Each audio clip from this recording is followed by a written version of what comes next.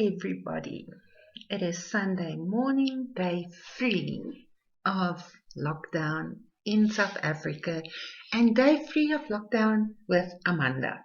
And I hope that the messages encourage you, and I hope that you will find something in it that speaks to you.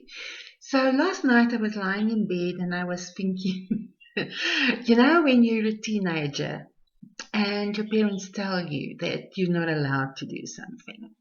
The only thing you want to do is what you've been told that you're not allowed to do. And that is how I am feeling at the moment.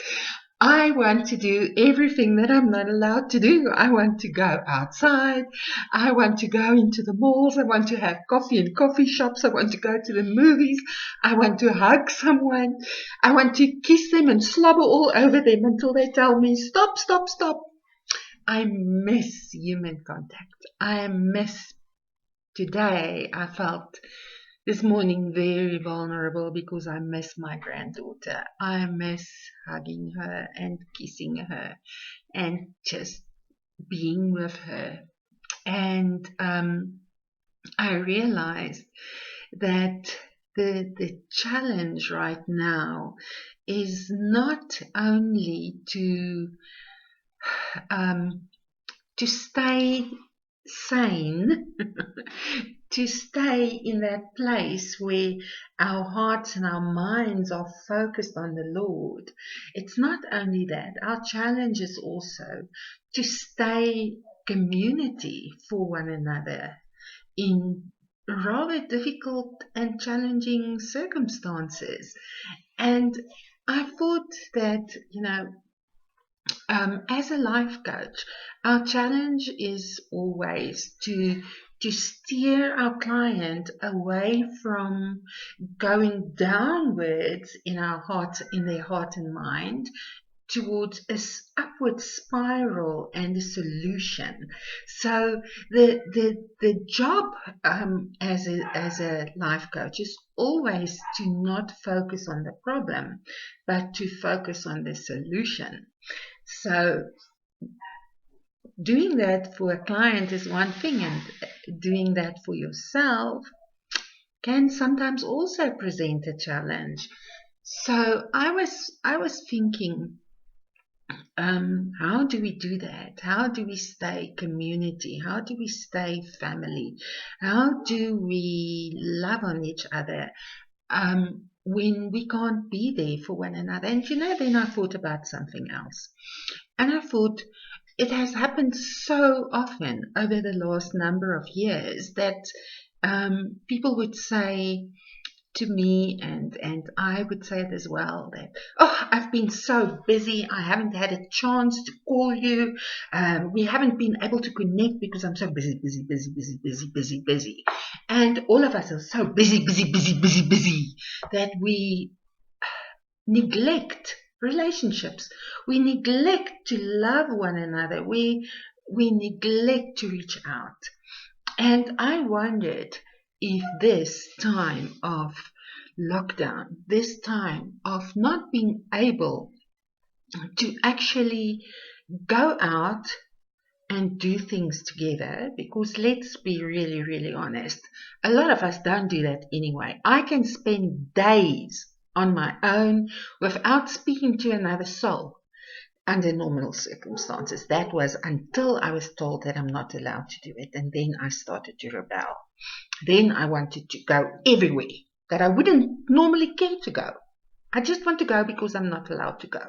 And I thought I wasn't a teenager anymore, but it appears that, some of it stuck around in me, and maybe in you too. So anyway, that was a bit of a rabbit trail. So my thought is the following. What if we made the conscious decision to connect? What if we made the conscious decision to reach out, even to people that we don't normally reach out to, maybe especially the ones that we don't normally reach out to? What if we connected hearts and shared our hearts with one another, even though we can't physically be together? And a lot of people are doing this. They are connecting on Zoom. They are connecting on Skype, Facebook, WhatsApp, all of those things. One thing, that I'm definitely going to do is I'm going to give my granddaughter a video call later today. But um, I'm talking about deeper than that. I'm talking about rebuilding a sense of community where we have lost it because of the busy lives that we are leading, because of all kinds of obligations that we have deemed to be more important than relationship. So what if we started to place a higher value again on relationship? What would happen? What would happen in our lives if we started to work on that aspect and saying that relationship is important above all else? What if we did that? What would happen once lockdown is over, once social distancing is over? Will that be enough this time to have it tied up in our hearts? Because, I'm thinking about that thing where they say it takes 21 days to break a habit. So what if we use this time to break the habit of putting other things above relationships?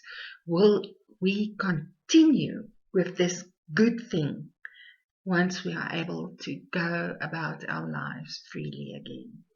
I really hope that we will, and I hope that this will cause you to think and to wonder and to make a decision in that regard.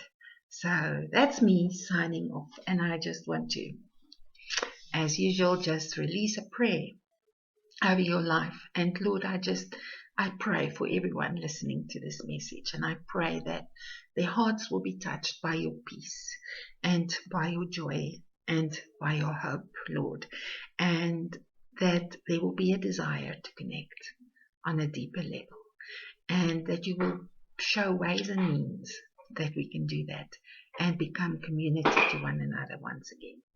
In Jesus' name. And have a wonderful day, and I'll speak to you tomorrow on day 4. Bye-bye.